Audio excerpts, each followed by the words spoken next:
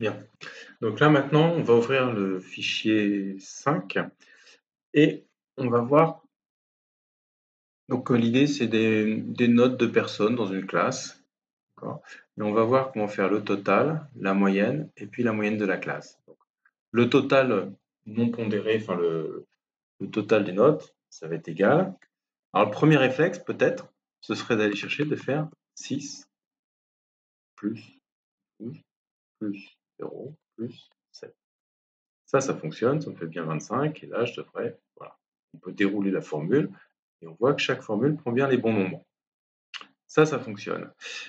Travaillez comme ça, à chaque fois que vous faites B8 plus C8, plein de chiffres comme ça, avec des plus, plein de cellules avec des plus, il faut vous dire qu'il y a sans doute une fonction qui existe qui permet de faire mieux. Je m'explique. Si, par exemple, d'un coup, vous dites « je voudrais rajouter mes notes de physique ».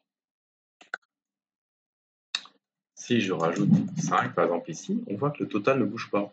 Parce que le fait de rajouter une cellule, ça a décalé mon C2 en D2, mon D2 en E2, mon E2 en F2, mais ça n'a pas rajouté cette cellule-là. Donc il faut que je remodifie toutes mes formules. Vous voyez, ça c'est un peu embêtant. L'autre solution, ce serait de dire, j'enlève ma colonne, au lieu de faire ça plus ça plus ça plus ça, je vais dire c'est la somme de ce chiffre-là à ce chiffre-là. Je vais dire égal, somme de ce chiffre-là, et je maintiens, en appuyant sur le clic gauche, je maintiens appuyé, je vais jusque-là, et je ferme avec mes parenthèses. Vous pourrez le taper directement, vous voyez, c'est la somme de B2 de points à E2. C'est la somme de B2 de points jusqu'à E2. Maintenant, si j'insère, regardez bien ce qui se passe, B2, E2, si j'insère une colonne, c'est devenu de B2 à F2. Ben, c'est normal, regardez, c'est bien de B2 à F2. Mon début de liste est là, ma fin de liste est là, et le fait d'insérer des colonnes ne change rien. La réciproque. Donc si je rajoute ici mon 5 en physique, eh ben, il en tient compte. D'accord. C'est valable aussi si je supprime la colonne. Si je supprime la colonne, je prends toujours ma somme du début jusqu'à la fin. Je décale, j'ai pas de décalage parasite qui vient se mettre.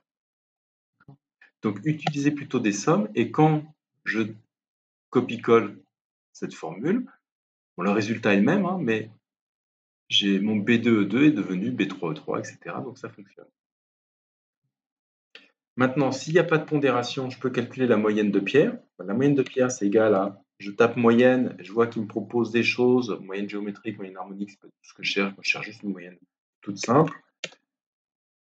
Moyenne entre ces 4 matières, 6,5. Je déroule, je copie-colle ma formule. Vous vous souvenez, on peut faire CTRL-C, CTRL-V aussi si on veut. Et j'ai les moyennes de mes élèves. Je peux faire la moyenne de la classe.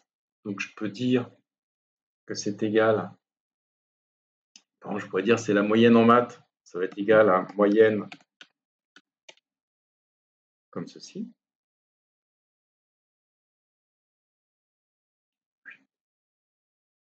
Puis là, je peux faire CTRL-C, CTRL-V pour calculer ma moyenne de moyenne. Pareil, vous allez voir, des fois, ce qui peut se passer, c'est quand j'ai trop de chiffres après la virgule, il me met 3 dièses comme ça. Ça veut dire qu'il n'a pas la place d'afficher tous les chiffres.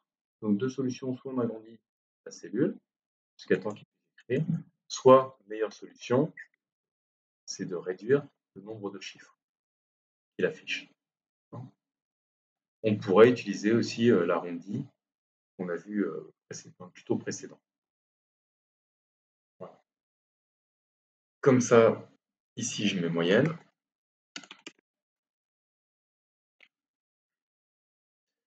Et puis, je peux, par exemple, là, j'ai fait mes moyennes. Dans le prochain tuto, on va voir comment faire une moyenne pondérée.